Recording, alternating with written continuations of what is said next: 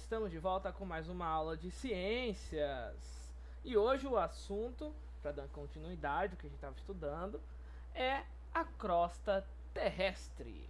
Essa camada mais fina, né? Não é fina, vamos dizer assim, na realidade, mas comparado às outras camadas, ela é a mais fina sim. Beleza? Antes de tudo, para começar esse segundo bimestre bem, não esqueça do seu livro, caneta e caderno na mão e vamos embora para mais umas aulas de ciências.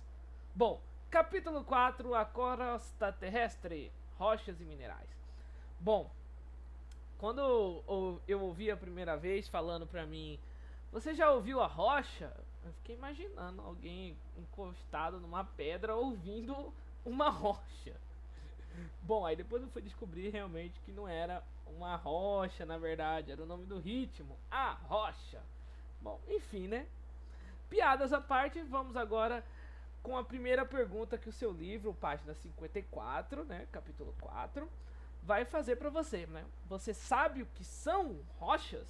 É a primeira pergunta que o livro vai fazer para você. A segunda pergunta é: de que maneira podem ser usadas pelos seres humanos? Não é para ouvir a rocha, né? Terceira pergunta: como elas são formadas? Bom, aí entra a última pergunta: elas podem sofrer alterações ao longo do tempo? Todas essas perguntas e mais umas outras curiosidades vão ser respondidas durante essa aula. Então não sai daí, simbora. Bom, o que compõe a crosta terrestre? Do que é feita a crosta terrestre?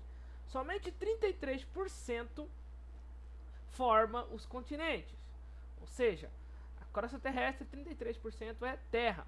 A maior parte da crosta terrestre é feita por água, coberta, na verdade, por água. Coberta por terra, 33. Não é feita, que ela não é feita por terra, mas sim 33% da ocupação é de continente. E os outros 67% aproximadamente é coberto pela água. Nessa região da crosta terrestre é a maior parte das rochas conhecidas e utilizadas pelo ser humano, porque está bem próxima à camada onde a gente está, certo? A maioria, né, dos materiais encontrados na superfície é formada por minerais. Porque o que são esses minerais? Né? Minerais são substâncias químicas que formam rochas e são encontrados no estado sólido. Beleza, gente? Lá na sua página 56 tem alguns exemplos, né, e definições do que é um mineral e do que é uma rocha. Minerais formam-se e continuam sendo formados na superfície e interior da Terra. Então, nas profundidades existem também minerais. Essa formação é feita por transformações. Essas transformações são lentas, levam milhões de anos, por ação de dois fatores: pressão e temperatura. Então, para você encontrar uma rocha, como aí tem no seu livro na página 56, ou os minerais aqui na página do slide, né?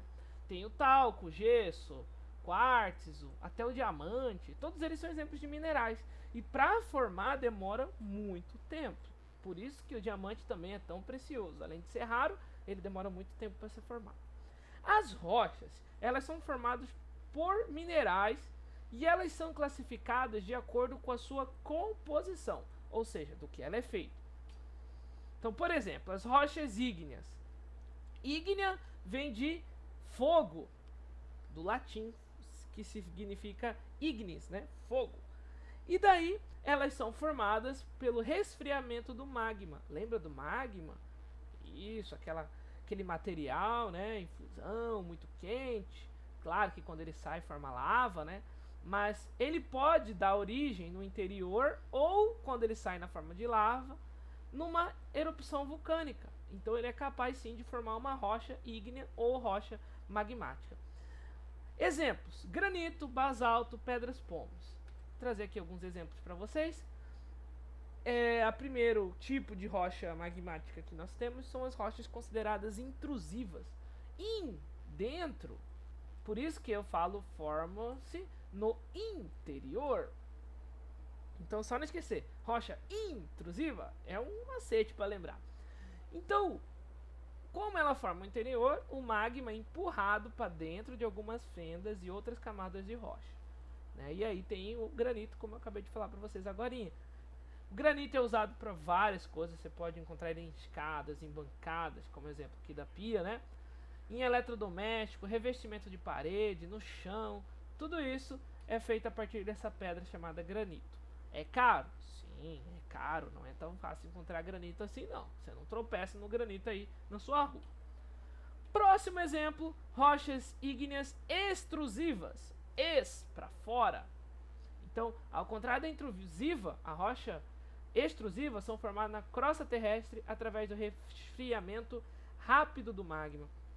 Um exemplo, né, aqui tem um magma que pode formar ou o basalto ou a pedras pómenes. O basalto é uma rocha utilizada para fazer calçadas, né, calçada de Ipanema, né, Copacabana, até mesmo aqui na avenida tem um pouco de exemplos. E pedras pómenes são usadas mais para produtos esfoliantes, para passar na pele, né, famoso para tirar o cascão da sola do pé. Beleza, gente? Rochas sedimentares, para encerrar essa primeira parte do vídeo. Rochas sedimentares são as mais comuns. As rochas sedimentares podem ser pequenos fragmentos de rochas ou podem ser parte de animais e plantas. Por que sedimentos, né? Sedimentares são partes, né? Então podem vir a formar fósseis e até substâncias que podem ser dissolvidas na água. Por exemplo, o Pantanal é uma bacia de sedimentação, ela recebe vários sedimentos, né? Um lago recebe vários sedimentos. Uma característica bem marcante é a origem de camadas. Esses sedimentos ficam juntos e formam várias camadas. O que está mais para baixo são os mais antigos e as camadas mais para cima são as mais recentes. Então, se você olhar, dá para a gente traçar uma linha do tempo aqui nessa rocha sedimentar de acordo com a camada. Veremos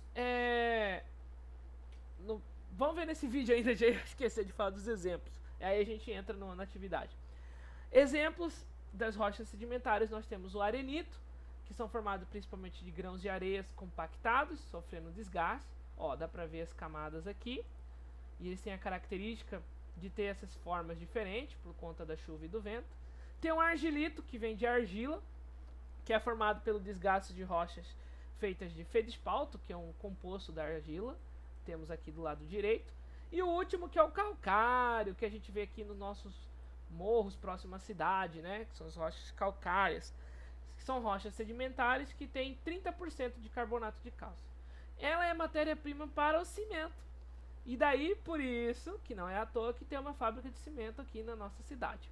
Beleza? Falaremos de uma leitura complementar na próxima parte do vídeo, parte 2, e mais algumas curiosidades. Não sai daí, qualquer coisa toma uma aguinha, respira, e a gente se vê na segunda parte.